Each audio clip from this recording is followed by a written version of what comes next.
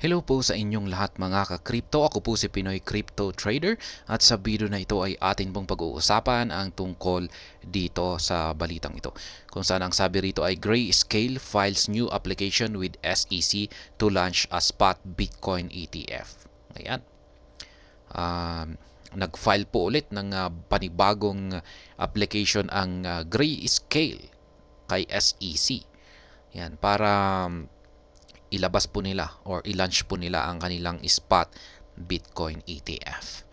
Kaya yan, sana nga kung pag na-approve po ito ay isa na naman itong magandang impact para kay Bitcoin. At syempre hindi lang kay Bitcoin kasi sa lahat po ng mga cryptocurrencies. Ayan, bago po tayo magpatuloy ay nais ko po munang bigyang linaw ang aking disclaimer kung saan ang nilalaman po ng video na ito ay hindi po ito isang financial advice. For education and information purposes lamang po ang layunin nito. Maliban po dito ay nais ko na rin pong magbigay babala na wala pong kahit anumang group chat ang Pinoy Crypto Trader. Ayan po mga crypto, ang sabi rito ay leading crypto asset manager Grayscale Investments has made a new attempt to launch a spot Bitcoin Exchange Traded Fund or ETF. Ayan. Sinusubukan po ng Grayscale. Ayan, yung kanilang manager, ayan, manager ng Grayscale ay sinubukan po niyang mag-file ng kanyang panibagong application para mailabas nila ang kanilang spot Bitcoin Exchange Traded Fund. Ayan, kasi kung pag ang epekto nito kung pag nailabas yan ay yan, mas magkakaroon na naman or darami na naman ang mga traders na yan, magagamit kay Bitcoin. Ayan, dito sa ETF. Ayan, ng ETF ng Grayscale. At yan ay magdudulot ng magandang impact kay Bitcoin.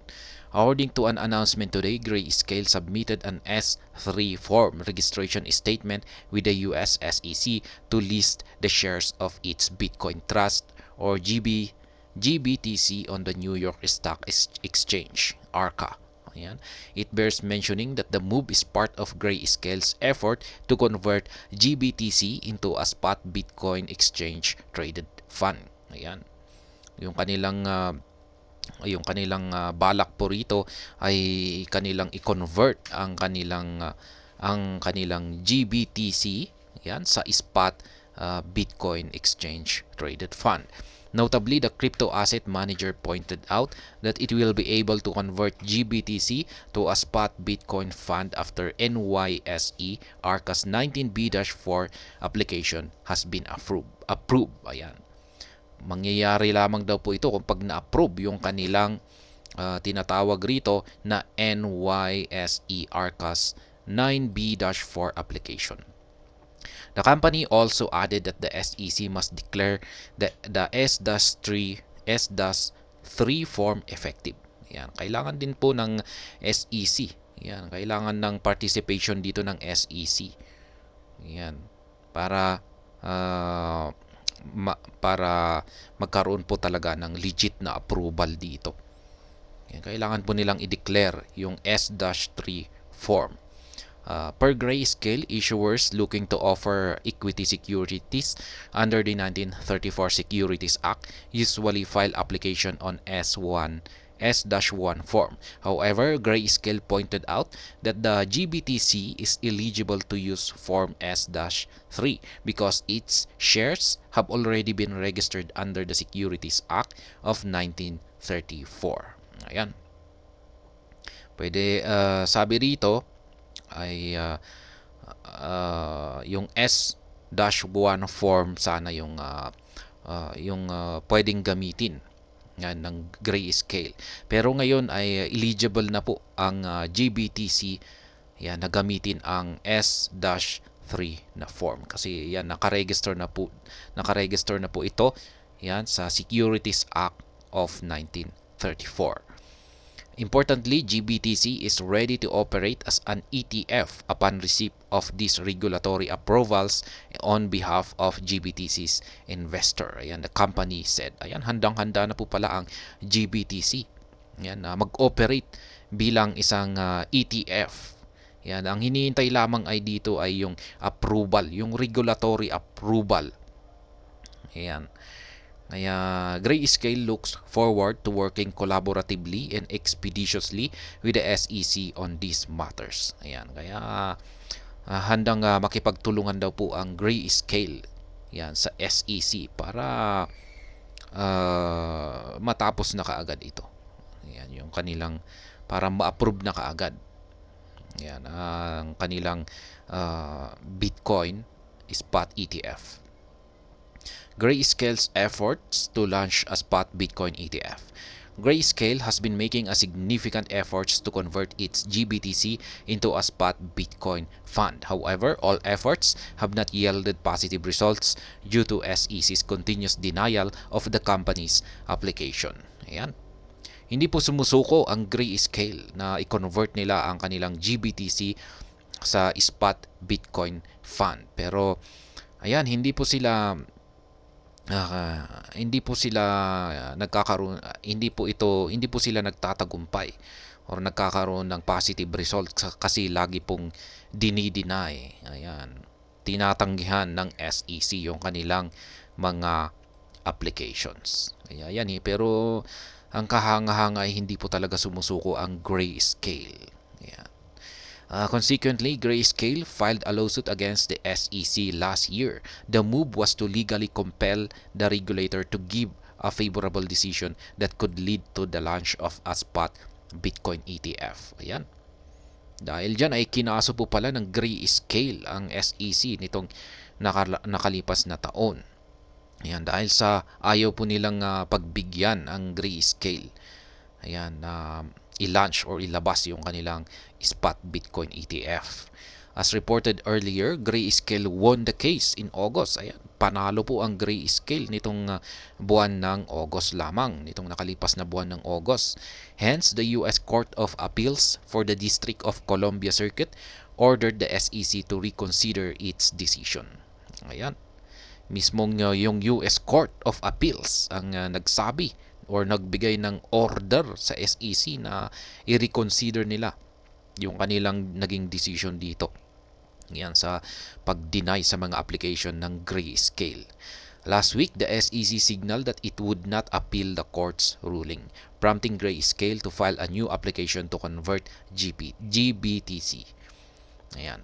Hindi nagsabi po yung naglabas po ng pahayag ang SEC na hindi na raw po sila magfa-file ng appeal sa naging desisyon ng korte ng US Court. Kaya ibig sabihin ay mukhang papayag na sila or i-approve na nila yung panibagong application ng GBTC. Yan, kung ano man yung application ng Grayscale. Yan. Kasi hindi na po sila mag-a-appeal.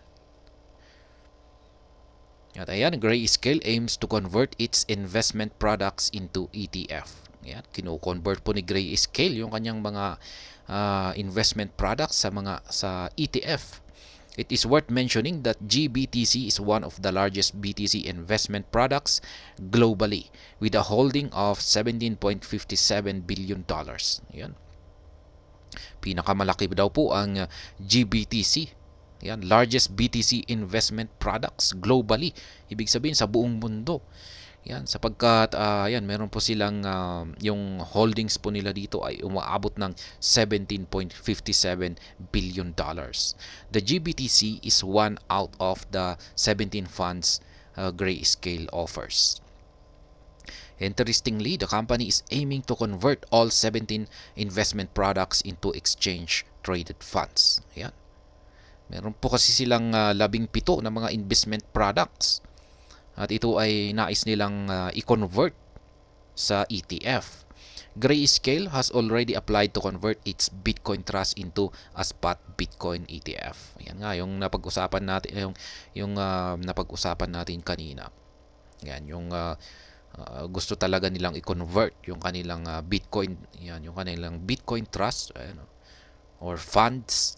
Ayan, sa Bitcoin spot Bitcoin ETF.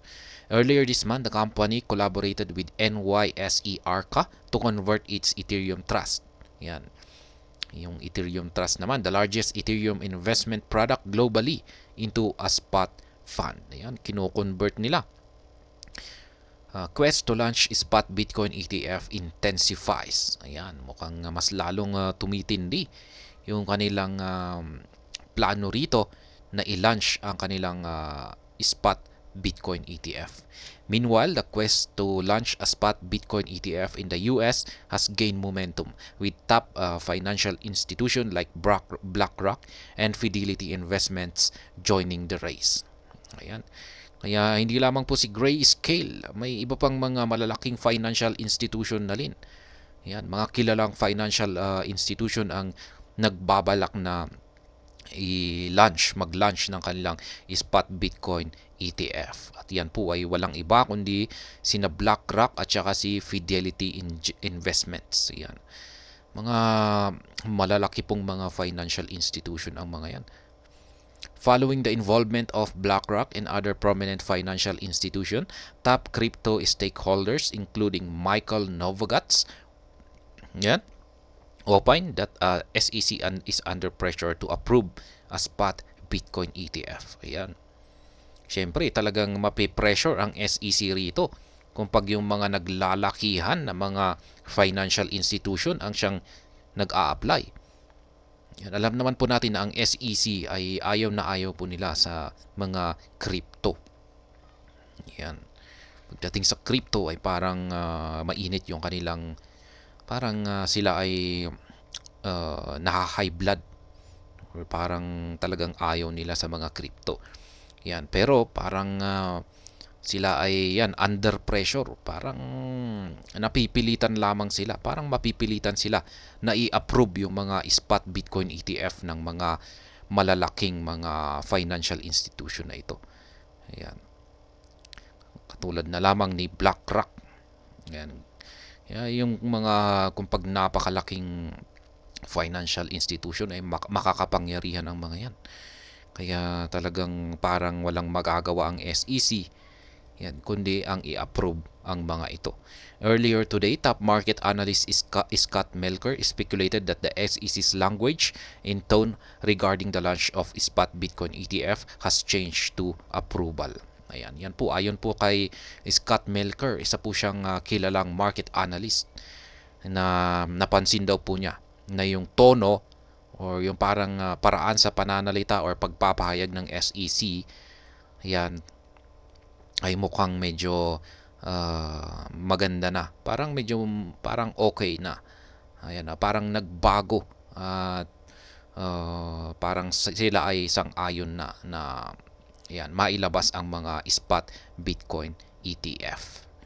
Kaya yan, isa po itong magandang balita kasi kung pag ang approval po ng mga spot Bitcoin ETF ay talagang magkakaroon ito ng malaking impact yan sa mga market prices ng mga cryptocurrencies. Hindi lamang po si Bitcoin, sa lahat po ng mga cryptocurrencies ay apektado. Kasi si Bitcoin ay ang mother of all cryptocurrencies na lagi po nating sinasabi rito na kung ano yung kanyang galaw ay ganyan rin po yung ginagaya ng mga ibang mga cryptocurrencies. Ayan, isa na rin po ito sa mga inaabangan ng lahat. Yan, ang approval ng spot Bitcoin ETF ay ayan, magkokos ito ng price surge or bull run. At ayan, hanggang dito na lamang po tayo sa video na ito. Sana po ay inyong nagustuhan ang aking paliwanag dito. Kung inyo po itong nagustuhan ay pakiclick lamang po ang like button nito. Para naman po sa mga bago lamang dito, kayo po ay aking inaanyayahan para mag-subscribe. Pakiclick na rin po ang bell icon nito dahil ito po ang siyang magsisilbing notification nito sa mga bago kong videos na akin pong ina-upload sa aking YouTube channel na ito. Marami pong salamat sa panonood. Ingat po tayo lagi at God bless po sa ating lahat.